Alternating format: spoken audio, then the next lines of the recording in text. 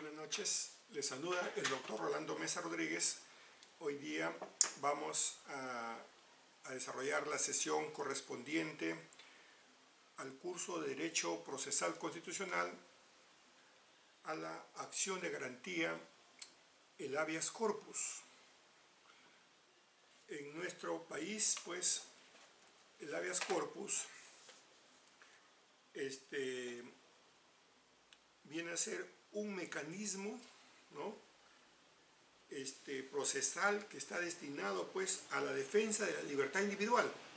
Ese mecanismo procesal que está destinado a la defensa de la libertad individual está establecido en la Constitución Política del Estado peruano. Bien. Se dice históricamente que el habeas corpus, ¿no?, tiene como un antecedente muy antiguo. Ese antecedente antiguo es la Carta Magna de Juan Sin Tierra, dado el 15 de junio de 1215. Esta Carta Magna tuvo un posterior desarrollo de documentos en Inglaterra, ¿no?, y posteriormente, dentro de ellos, en el año 1641, ya se tiene referencia de una especie de habeas corpus. Bien, entonces, desarrollando eso históricamente, estos antecedentes luego llega en 1826 a Norteamérica, ¿no?, donde allí esta acción de garantía se incorpora a su ordenamiento jurídico, y ese ordenamiento jurídico, pues, viene a ser, para luego, posteriormente, son adoptados por los demás países latinoamericanos en el siglo XX, en sus inicios. El habeas corpus primeramente llega en Brasil. En el año de 1830 se incorpora en su Código de Procedimientos Penales. Luego va desarrollando a través de los demás países, y se debe recordar, por ejemplo, la Constitución de 1933. Ya estamos hablando de la Constitución peruana, donde acá el habeas corpus, a pesar que había sido incorporado en la Constitución de 1920, ¿no?,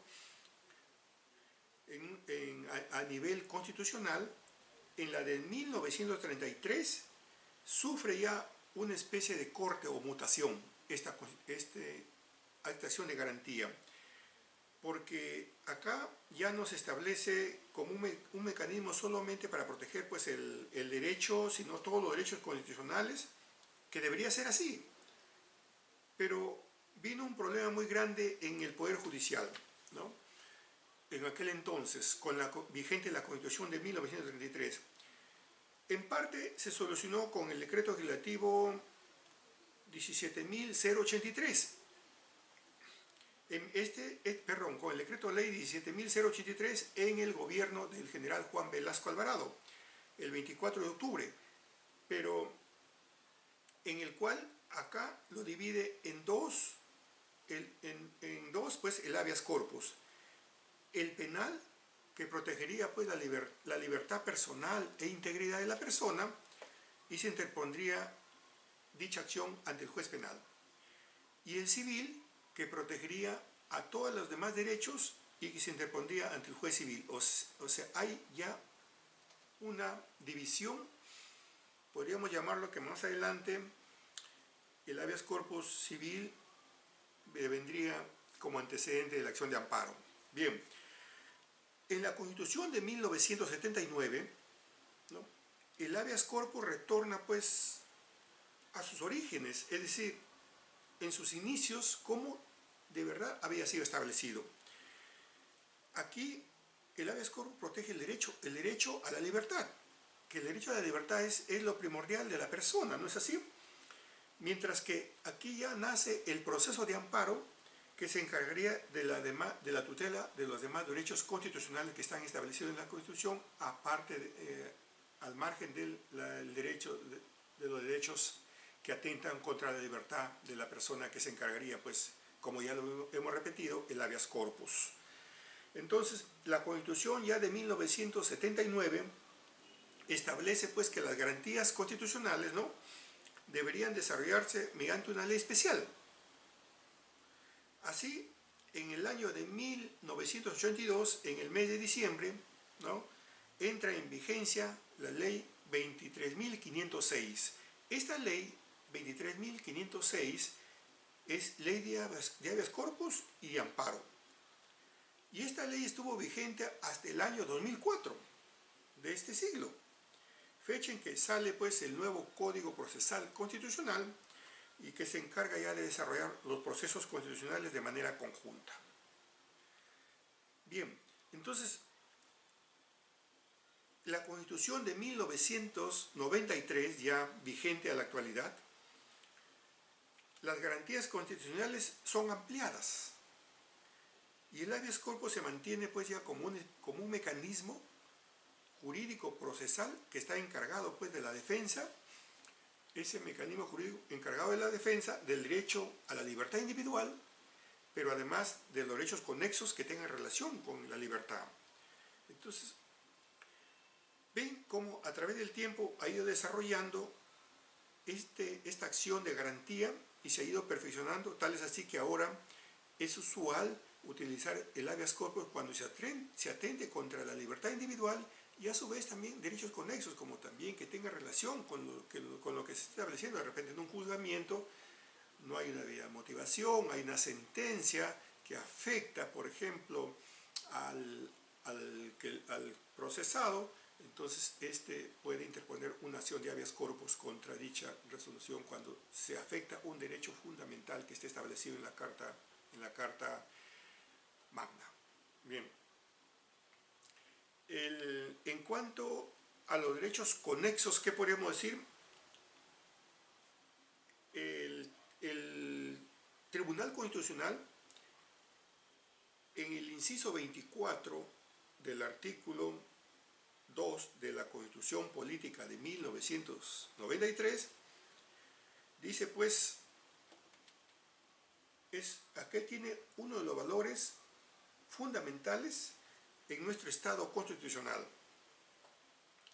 porque como derecho subjetivo va a garantizar que no se afecte indebidamente la libertad física de la persona, esto es su libertad locomotora, o sea, su desempeño, su libre tránsito que va a desarrollar, ya que si va a atentarse con internamientos, con detenciones, con condenas arbitrarias, entonces aquí es donde actúa la dispensa de la libertad y hay que actuar contra esa violación al derecho de dicha persona que se le está vulnerando. Por eso se dice que la libertad individual como un derecho fundamental específico que está, es un derecho general, es un derecho propio de la persona. Y esta libertad individual abarca a su vez varios derechos, ¿no? Para ello solo basta, por ejemplo, revisamos el artículo 25 del Código Procesal Constitucional. En ese artículo 25 del Código Procesal puede apreciarse que son 17 derechos que integran la libertad individual. Y cada derecho es protegido por la propia Constitución, ¿no? Y todos ellos son objetos, cuando son vulnerados, son objetos de una acción de habeas corpus. Generalmente, todos estos derechos que integran la libertad individual, 4 de ellos serían los básicos. Por ejemplo, el derecho a la libertad física, el derecho al libre tránsito, el derecho a la seguridad e integridad de la persona. Esos son los básicos, ¿no? Y los demás que están establecidos también allí en este artículo 25 del Código Procesal Constitucional son los derechos derivados de estos 4 principales, o de la combinación también de estos que podría suceder cuando se atenta contra la libertad de la persona, contra la seguridad, contra el libre tránsito o contra la integridad de dicha persona. Por otro lado, también hay que referirnos a los derechos conexos. Son aquellos cuya protección, por ejemplo, en principio, un derecho conexo pertenece a otros procesos constitucionales, como es el caso del amparo, ¿no? Pero que excepcionalmente podrían ser protegidos por vía habeas corpus. ¿Cómo es eso? Cuando al afectarse estos derechos indirectamente, la afectación, ¿no?, recaería en cualquiera de los derechos que integran la libertad individual.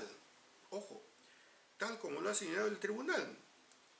Y es así, por ejemplo, la Constitución Política, en su artículo 200, inciso primero, dice que a través del habeas corpus se protege la libertad individual, ¿no?, como a los derechos conexos a ella. No obstante, dice, no cualquier reclamo que alegue afectación del derecho a la libertad individual o derechos conexos puede reputarse efectivamente como tal y merecer tutela. En este caso, la acción de amparo también, que estamos mencionando. Por eso dice que es necesario analizar, ¿no?, analizar los hechos denunciados si vulneran el contenido constitucional protegido de los derechos tutelados por el proceso de habeas corpus. Eso es lo que establece el Tribunal Constitucional, ¿no?,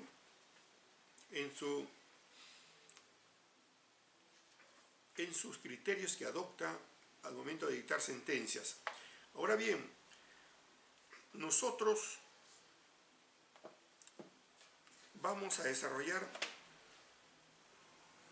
qué entendemos, por ejemplo, por jurisdicción constitucional de la libertad. Cuando hablamos de la jurisdicción constitucional de la libertad, se entiende pues al conjunto de instrumentos procesales o llamadas garantías constitucionales. Pero estos conjuntos de instrumentos procesales o garantías constitucionales están destinadas a proteger a la persona de violaciones a sus derechos fundamentales, ¿no? Y estos derechos fundamentales, ¿dónde están? Están establecidos en la Constitución. En nuestro caso, la Constitución de 1993. Y por ser un derecho elemental de la persona, ¿no?, su violación vendría a ser de carácter grave. ¿Por qué? Porque esa violación o transgresión a un derecho de una persona trasciende la esfera individual de esa persona, es decir, pasa sobre ella. Y eso, el afectar gravemente a la persona con la vulneración o afectación o violación de su derecho, entonces ya es una influencia nociva, porque va a ser copiada de repente, puede causar costumbre que se cause daño a una persona. Y es por ello es que el sistema jurídico y social busca reponer, busca resarcir, busca sancionar mediante las acciones de garantía, restablecer esa libertad que estaba gozando la persona. Y por eso se dice que, teniendo en cuenta pues estos actos contrarios que es al derecho de la persona que lo ha ganado por el hecho de ser persona y de ser un ciudadano y que esté establecido en la Constitución también, ¿no?, entonces, si acude a un proceso ordinario, el proceso ordinario, o sea, los jueces comunes y corrientes no estarían pues preparados para salvaguardar rápidamente, debido a que se carece pues, como vuelvo a repetir, de rapidez y de idoneidad. Por eso es que se busca una jurisdicción especial, y esa jurisdicción especial es la jurisdicción constitucional, ¿no?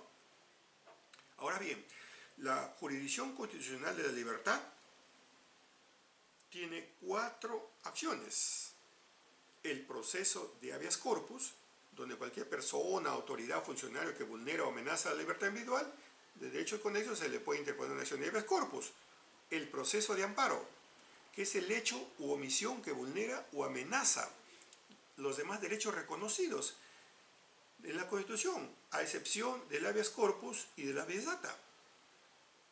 El tercero, el proceso de habeas data, que se interpone ante el hecho u omisión que vulnera un derecho de acceso a la información, conocimiento, actualización, inclusión y rectificación de la información que obra en la administración pública.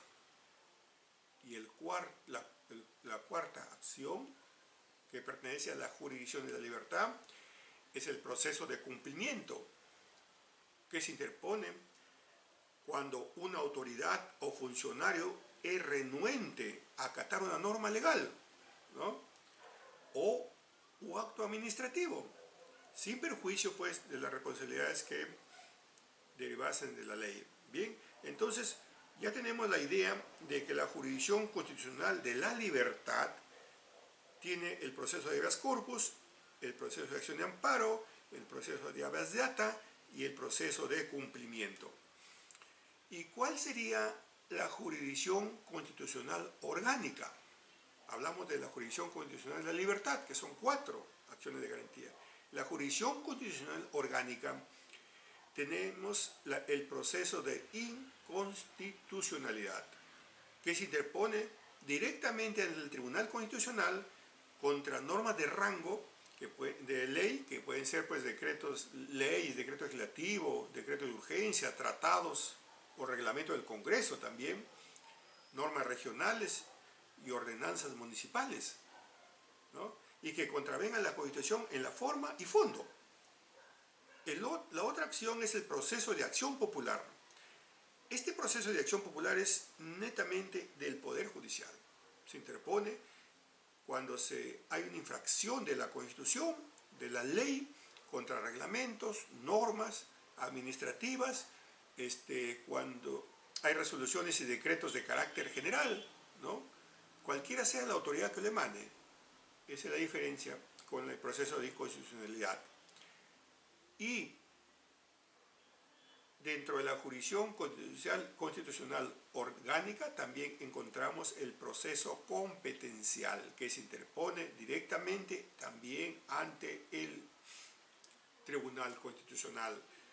Acá suscita esta acción por conflictos que pueden suceder sobre las competencias o atribuciones asignadas que limitan los ámbitos propios de los poderes del Estado, o sea, de 2 instituciones de repente. Los órganos constitucionales, los gobiernos regionales o municipales, 2 municipalidades que pueden tener problemas de competencia, entonces acuden al Tribunal Constitucional para dirimir a quién le compete esa acción o de repente a quién le compete esa inacción que la otra parte no está, la otra institución que no está ejecutando. ¿Y cuál sería la jurisdicción constitucional comunitaria e internacional relacionado a la libertad? Es la llamada jurisdicción supranacional o jurisdicción constitucional transnacional. Acá están contenidos los instrumentos procesales de carácter internacional. Y las personas se pueden valer, pues, para acudir a esta esfera internacional ante los tribunales que sean de competencia regional o universal, como es, por ejemplo, competencia regional, la Comisión Interamericana de Derechos Humanos. Es decir, primero tiene que agotarse la esfera interna, donde el afectado considera que sus derechos fundamentales que han sido quebrantados no han obtenido el reparo que le correspondía. Entonces puede acudir a la jurisdicción constitucional transnacional. Actualmente, pues, en cuestión de derechos humanos, no solo estamos circunscritos a una soberanía interna de un Estado determinado, como es el caso de nuestro país. Por el contrario, puede ser considerado como patrimonio de la comunidad internacional porque también acudimos a la jurisdicción constitucional transnacional. En el Perú, por ejemplo, se reconoce el Comité de Derechos Humanos de las Naciones Unidas, ¿no?, como un organismo internacional. Entonces, cualquiera que sea lesionado sus derechos fundamentales y que haya agotado la vía interna puede acudir. Además, también se reconoce a la Comisión Interamericana de Derechos Humanos, pero requiere para acudir a ellos el agotamiento de todas las instancias, ¿no?, jurisdiccionales en el derecho interno, salvo que estas instancias no sean agotadas por retardo injustificado en la administración de justicia, que puede ser, pero es muy poco lo que sucede actualmente, debido a que sí se especifica claramente que se debe acudir a las instancias internacionales. Bien, entonces vamos a ingresar al habeas corpus ya en el Perú, el proceso constitucional de habeas corpus. El proceso constitucional de habeas corpus, su marco legal está establecido en la Constitución Política en el artículo 200, que dice: son garantías constitucionales, numeral 1, la acción de habeas corpus, que procede ante el hecho u omisión por parte de cualquier autoridad, funcionario o persona que vulnera o amenaza la libertad individual o los derechos constitucionales conexos. Es decir, el habeas corpus no solamente se interpone contra una autoridad o funcionario público, también puede ser contra cualquier persona, hay que hacerlo bien claro. El Código Procesal Constitucional también es otro que implica el marco legal de la acción de habeas corpus, que en su artículo 25 establece los derechos protegidos. Procede el habeas corpus ante la acción u omisión que amenace, dice, o vulnere los siguientes derechos que enunciativamente conforman la libertad individual. El numeral 1. Bien, ingresaremos a los tipos de habeas corpus. El habeas corpus clásico es el habeas corpus reparador. Este habeas corpus es usado pues cuando se produce la privación en forma arbitraria o ilegal de una persona física, ¿no? A consecuencia pues de que esa detención arbitraria es a consecuencia de una orden que haya sido emanada de algún funcionario policial, de un juez civil, penal o militar. Pero también acá podemos incluir en este habeas corpus reparador la decisión de una persona particular que no sea funcionario ni forme parte de la parte estatal, de un tercero sobre internamiento, por ejemplo, de un centro psiquiátrico, ¿no?, sin el previo proceso de interacción civil, y que alguien de los familiares no pueda, por ejemplo, comunicarse con esa persona, ¿no? También procede de una negligencia penitenciaria, cuando una persona ya continúe recluida en reclusión pese a haber cumplido la pena. También por sanciones disciplinarias privativas de libertad, entre otras cosas. Ese es un habeas corpus reparador característico que se ocupa de restablecer los derechos vulnerados y establecidos en la Carta Fundamental. Entonces, esencialmente vemos que este tipo de habeas corpus representa la modalidad clásica, como le dije al inicio, que promueve la reposición de la libertad, ¿no?, de una persona que ha sido detenida en forma indebida. Es decir, retrotrae el estado anterior. Ese es el tipo de habeas corpus reparador. El otro tipo de habeas corpus es el habeas corpus restringido. Acá, habeas corpus restringido tenemos cuando la libertad física o locomoción es objeto pues, de molestias, obstáculos, perturbaciones, incomodidades. Es decir, restringe a la persona en su normal desenvolvimiento o ejercicio. Entonces, acá no es necesario que esté la persona privada de su libertad para interponer el habeas corpus, sino se le limita a un menor grado, es decir, la persona está restringida, se le está limitando en su libre desplazamiento, por decir. Asimismo, puede mencionarse la prohibición de acceso o circulación a determinados lugares, como ejemplo. Seguimientos perturbatorios por parte de la autoridad policial sin orden judicial, ¿no? Las reiteradas o injustificadas citaciones policiales, de repente para causas, para ya rendido su manifestación policial, vuelven a notificarlo nuevamente para una ampliación, posteriormente para otra ampliación y así sucesivamente. Es una reiterada citaciones policiales. Y incluso cuando lo notifican en forma reiterada y reiterada, lo tienen ahí 4 o 5 horas esperando. Están restringiendo su libertad, claro, su libre desenvolvimiento. Las continuas retenciones también por el control migratorio, ojo, hacerlo demorar a la persona todo el día por un control migratorio que puede ser rápido.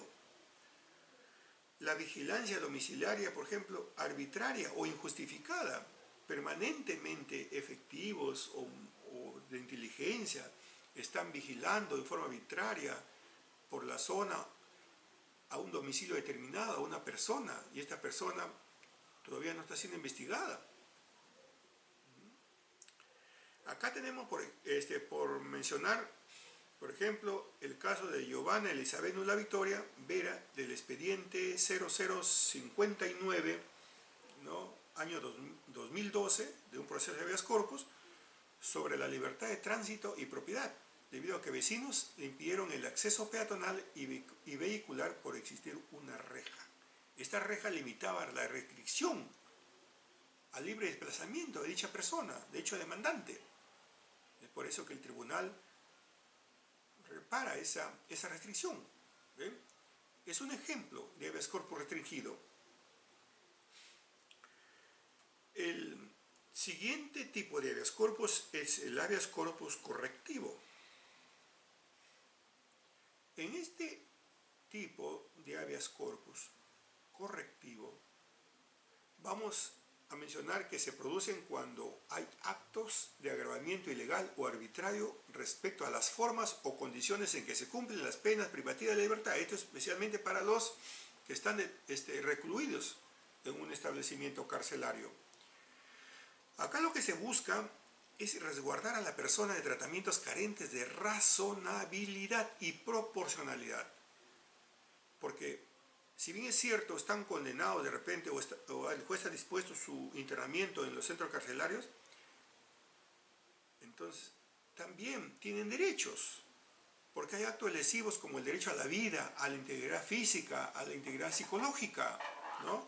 O el derecho a la salud también los reclusos. El hecho que estén recluidos no es que tampoco uno los va y los vota para que ellos estén muchas veces mal de salud, muy mal, ¿no? O personas también que se encuentren bajo una especial relación de sujeción e internados en establecimientos de tratamientos públicos o privados, como las personas, por ejemplo, internadas en centros de rehabilitación y de menores, internados estudiantiles, otros, esos también tienen derechos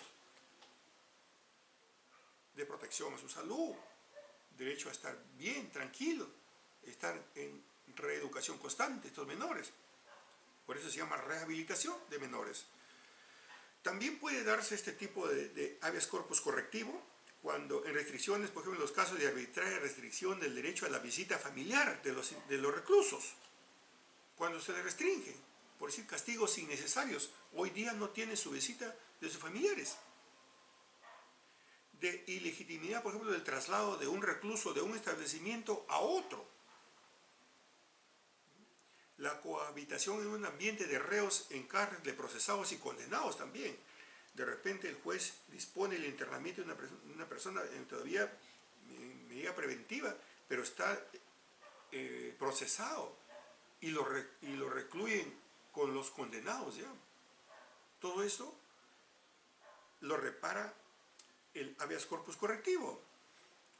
Y así tenemos en este habeas corpus correctivo un ejemplo, por ejemplo, de la sentencia del caso de Juan Isla Trinidad y otros, el expediente 1429 del año 2002. Acá se interpone el habeas corpus contra el ministro de Justicia, del Interior y del INPE, de aquel entonces, año 2001. AFIC dice que se disponga pues el aislamiento, la incomunicación y condiciones humillantes de 34 internos que fueron trasladados a Chayapalca y retornen pues, y que deberían ellos retornar a su lugar de origen, ¿no? Que es el establecimiento penal de Castro Castro. En las dos instancias fueron declaradas infundadas, entonces mediante recurso extraordinario, el tribunal ve en última instancia este habeas corpus. El tribunal tiene su basamento en varios de los fundamentos, por ejemplo, el artículo 5 de la Declaración Universal de Derechos Humanos dice de no ser sometidos a tratos degradantes. También fundamenta en el artículo 7 del Pacto Internacional de Derechos Civiles y Políticos de no ser sometidos a tratos crueles.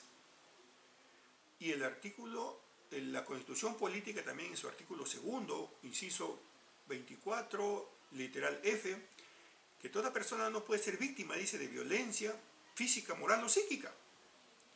Y también en el artículo 3 del Código de Ejecución Penal sobre el principio de humanidad de las penas. ¿Ven? Ese es el fundamento, en síntesis, del Tribunal Constitucional. Y el fundamento 10 del Tribunal tribunal de aquel entonces, del 25 de septiembre del 2001, dice: la Comisión Interamericana de Derechos Humanos ha recomendado se inhabilite el establecimiento de Chayapalca. La Defensoría también en su informe del año 96-98 dice que debe ser cerrado e inhabilitado por no ser acorde, no ser propio para la salud de los internos, está en una altitud demasiado alta para los. Entonces, ¿cuál es el resultado de esta sentencia? El tribunal en aquel entonces falla revocando es decir, la recurrida, que es infundada, y reformando declara fundada en parte, no en su totalidad, en parte. Entonces ahí ordena que el INPE, dice, traslade a los reclusos cuyo estado de salud precario, solamente los que se encontraban en estado precario, su salud muy mal, clínicamente comprobado, a otro penal con intervención del Ministerio Público. Y en cuanto al resto de la población penal, que también eran parte de este proceso de habeas corpus, se le proporciona una adecuada atención médica y facilite el transporte de los familiares para su visita. Pues entonces, acá el tribunal, si bien es cierto, declara fundada en parte, pero no dispone que todos sean trasladados a otro penal, sino solamente a los que están enfermos y clínicamente comprobados y con intervención del Ministerio Público. Y los demás se quedan en el penal, pero que reciban un tratamiento médico, y a su vez sus familiares puedan visitarlo, y para ellos el Estado tendrá que propiciarles la movilidad, porque les saben que el penal de Chayapalca está a una altura y un lugar muy alejado. ¿Ven? Entonces es una forma de este habeas corpus correctivo. Ahora, el otro tipo de habeas corpus, el habeas corpus preventivo, cuando no se ha concretado la privación de la libertad tampoco, pero existe la amenaza cierta, inminente, de que ello ocurra. O sea, estamos con la psicosis, o que alguien nos va a privar nuestra libertad. Entonces, vulnerando pues la Constitución o la ley de la materia, como dice la ley de la materia, lo que existe, de repente alguna disposición que no se puede tener, o etcétera. El requisito sine qua non de este tipo de habeas corpus, o sea, el requisito esencial que se necesita, es que los actos destinados a la privación de la libertad se encuentren en proceso de ejecución. Los actos destinados a la privación de la libertad se encuentren en proceso de ejecución, o sea, la persona o alguien que dispone están listos para detenerlos, están ya propiciados para detenerlos, pero muchas veces en forma irregular. Y de ahí, pues, que la amenaza no debe ser, como dice conjetural ni presunta, sino debe ser una amenaza objetiva. Así tenemos, por ejemplo, el caso de Patricia Garrido Arcentales y otros contra el capitán Henry Huertas, un expediente 399 del año 96 de habeas corpus. Dice que las llamadas telefónicas con las cuales se amenaza con detener a las personas, con detener a los recurrentes, o sea, la permanente llamada del capitán amenazándolos que lo va a detener, dice que no son supuestos para que se configure como tal la amenaza a la libertad personal. ¿Por qué? Porque solamente eran subjetivos, eran llamadas. Por eso el tribunal declara infundado el habeas corpus a instancia final. Pero hay otro caso también, el caso de Segundo Martínez Hurtado, el expediente 832 del año 2011, habeas corpus. Acá se sigue contra el presidente de las rondas campesinas, de Tres Cerros y otros. La hermana del recurrente indica que son mayores de 60 años. Por una falsa denuncia, los ronderos estaban planificando su detención también. Además, una de ellas ha recibido un golpe en el ojo izquierdo. El requisito también establece sine qua non o esencial de que la privación a la libertad se encuentre en proceso de ejecución. Acá también es declarada infundada la demanda debido a que solamente eran amenazas, no estaban en trámite, no estaban en camino los ronderos a detenerlos. Por lo tanto, también este habeas corpus preventivo, también interpuesto en los dos ejemplos, son declarados infundados. Ahora, el tipo de habeas corpus traslativo. El habeas corpus traslativo es aquel cuando se produce una mora, por ejemplo, en el proceso judicial u otra agravio de violaciones al debido proceso, o la tutela judicial efectiva.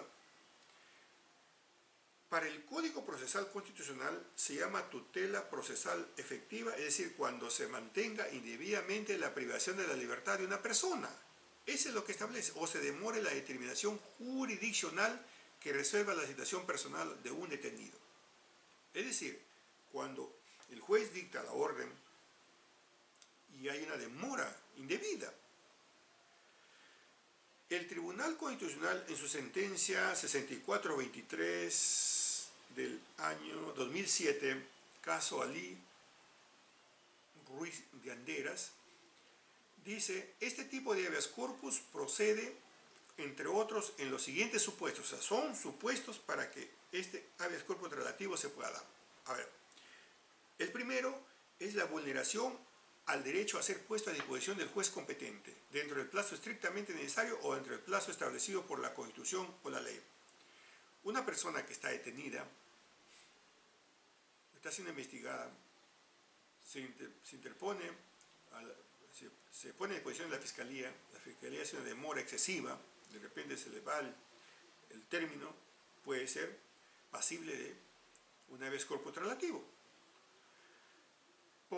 El segundo, por afectación del derecho al plazo razonable de la detención judicial preventiva también. Cuando se excede el plazo, también procede el habeas corpus relativo. Por vulneración del derecho a la libertad personal del condenado que ha cumplido la pena. Está claro, pues, una persona que cumple su pena tiene que salir en libertad. Pero si hay una demora excesiva, también puede interponer el habeas corpus traslativo. El siguiente tipo de habeas corpus es el habeas corpus instructivo. Este habeas corpus instructivo se usa pues cuando no es posible ubicar el paradero de una persona detenida, o sea que está desaparecida. Aquí con la interposición no solo se garantiza la libertad y la integridad personal de ese desaparecido, sino adicionalmente hay que asegurar el derecho a la vida. El derecho a la vida está establecido en la Constitución Política del Estado, y desterrar las prácticas pues, características antiguas del ocultamiento o indeterminación de los lugares de desaparición, o sea, en esos lugares donde prácticamente se les encierra en un enclaustramiento para que nadie lo pueda ubicar. Para este tipo de habeas corpus instructivo, la Corte Interamericana de Derechos Humanos, en el caso Ernesto Castillo Páez versus la República del Perú, en su párrafo 84 de la sentencia del 3 de noviembre de 1997, ¿qué establece? Dice, quedando demostrado que la detención del señor Castillo Páez fue realizada por miembros de la Policía Nacional y se encontraba bajo su custodia, ¿no?, lo cual ocultó para que no fuera localizado. La Corte concluye que la ineficacia del recurso de habeas corpus es imputable al Estado, claro, configurando con ello una violación del artículo 25 de la Convención.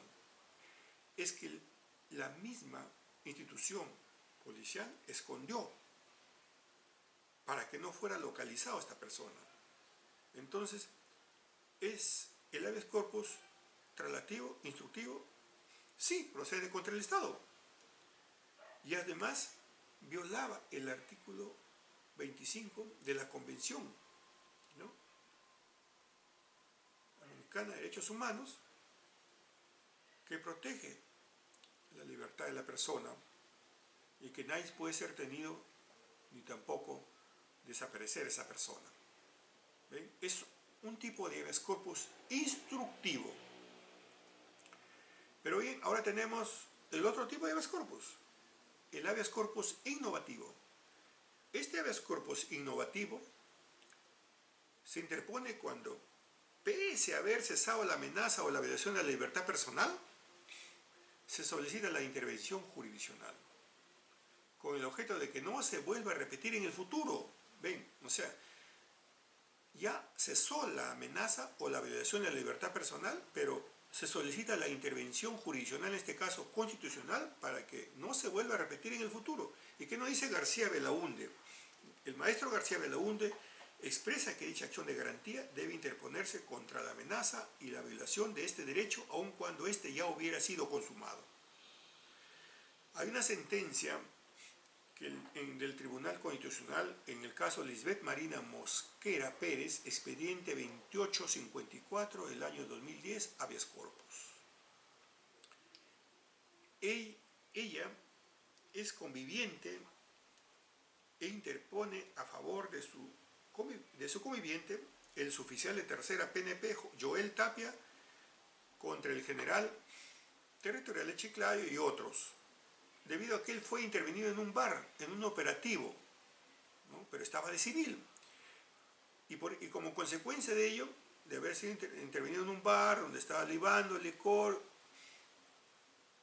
pero no había cometido ningún delito, ninguna falta. Esa era la defensa del suboficial. Pero a consecuencia de ello, como el general estaba dirigiendo un operativo por toda la zona, cambian a una comisaría lejos de la ciudad de Chiclayo. Y aparte de ello, como consecuencia de ello, la conviviente ya estaba con 7 meses de gestación y eso le afectaba, según sus fundamentos, de hecho, de agravio para interponer el habeas corpus. La defensa del suboficial dice, pues, al ser intervenido no estaba realizado acto contra el orden público, ni había cometido delito ni falta. ¿Y cuál es el fundamento 1 del Tribunal Constitucional? El objeto de la demanda es que dice que no se vuelvan a repetir los hechos por los cuales el suboficial de tercera fue retenido por 2 horas tras un operativo policial. Aduce que ha vulnerado su libertad. El tribunal declara infundada la demanda porque no se ha acreditado la vulneración del derecho a la libertad personal, porque el traslado a la comisaría fue solamente para realizar su permanencia de 2 horas, solamente fue para realizar las indagaciones correspondientes, su declaración y su identificación, y después se retiró. Por eso es que el tribunal dice infundada la demanda debido a que no se acreditó la vulneración del derecho a la libertad personal. Y el habeas corpus conexo es otro tipo de habeas corpus. Acá, este habeas corpus conexo es cuando se presentan situaciones no previstas en los tipos anteriores, en los demás tipos de habeas corpus, como la restricción del derecho a ser asistido por un abogado. También puede interponerse, o a ser obligado a prestar juramento, también, contra su voluntad, o compelido, por ejemplo, a declarar o reconocer culpabilidad contra uno mismo. Es un habeas corpus conexo. O contra él, o contra la cónyuge, conviviente, etc. Aquí no hace referencia pues a la privación o restricción en sí de la libertad física o de locomoción, o sea, libre desplazamiento de la persona. Pero es un grado razonable de vínculo de enlace también con la privación de la libertad. Porque si a una persona, por ejemplo, le están coaccionando para que se autoinculpe y firme documentos, y esos documentos van a ser una prueba posterior para una privación de la libertad, entonces tiene relación, están pues unidos, ¿no? Y acá, entonces, dice que este tipo de habeas corpus conexo, adicionalmente, permite pues tener relación con los derechos innominados. ¿Quiénes son? Los que están previstos en el artículo 3 de la Constitución, y por lo tanto son entroncados con la libertad física, y por ello también pueden ser resguardados por este habeas corpus conexo. Y así tenemos la sentencia del caso Francisco Javier Francia Sánchez, expediente 256 del año 2003, proceso de habeas corpus. Sentencia del tribunal. El recurrente, en este caso, el afectado, el 14 de octubre de 2002, demanda a favor de Francisco Javier Francia Sánchez, es decir, su hermano. Este había fallecido a las 14 horas de ese día. El 14 de octubre había fallecido a las 2 de la tarde. Y la dirige, pues, la demanda contra el director del Hospital 2 de Mayo. ¿Y cuál es? ¿Por qué? Porque el hospital estaban reteniendo el cadáver. Entonces su hermano interpone esta acción de habeas corpus conexo. ¿Y cuál es el fundamento 19 del Tribunal Constitucional? El artículo 2, inciso 1 de la Constitución del 93 reconoce el derecho a la integridad en 3 ámbitos: físico, moral y psíquico. Y la retención del cadáver es porque supuestamente tenía que pagar ciertos gastos que había ocasionado el occiso. Y continuando con el fundamento 21, el tribunal dice: asimismo se ha violado el derecho a la protección jurisdiccional de los derechos, pues pese a que judicialmente se dispuso la entrega del cadáver, estas no lo hicieron. O sea, el otro juez, ya de primera instancia, había dispuesto en otro tipo de proceso que se está llevando a cabo, que el cadáver sea entregado a sus familiares. Sin embargo, desacataron esta disposición el director del hospital y su personal. Por eso es que acá el Tribunal Constitucional falla declarando fundada la demanda, y a su vez que se disponga, se remita copias certificadas de los actuados al Ministerio Público para que aperture el delito correspondiente. ¿Ven? Entonces es otro tipo de habeas corpus que, si bien no está relacionado con la libertad en forma directa, pero hay un entrelazado que puede dar lugar a que sea interpuesto. Ahora bien, hay podríamos decir, un habeas corpus excepcional. Este habeas corpus excepcional tiene por objeto, pues, la regulación de los estados de excepción establecidos en la Constitución. En un estado de excepción, la persona que es afectada en forma desproporcional o irrazonablemente por la medida de restricción, porque puede haber muchos, por ejemplo, la suspensión de garantías. Sin embargo, a veces hay una afectación desproporcionada e irrazonable, una restricción casi total, o suspensión de sus derechos decretados en estado de excepción. Los jueces aquí deben resolver este habeas corpus excepcional sobre los criterios de razonabilidad y proporcionalidad. Como bien señalan los estados de excepción, los procesos constitucionales no se suspenden, Solo puede restringirse derechos, y no todos, pero de ninguna manera las garantías que los protejan a esos derechos fundamentales que están establecidos en la Carta Magna. Por eso dice: cuando la persona se le afecta en forma desproporcional o irrazonablemente, los jueces tienen que resolver también este tipo de habeas corpus en forma excepcional, aplicando criterios de razonabilidad y proporcionalidad. Bien, entonces vemos que el habeas corpus es una acción de garantía bastante importante, muy interesante, que puede ampliarse mucho más el dictado. Sin embargo, hemos tratado de dar en forma elemental para nuestros estudiantes de la universidad.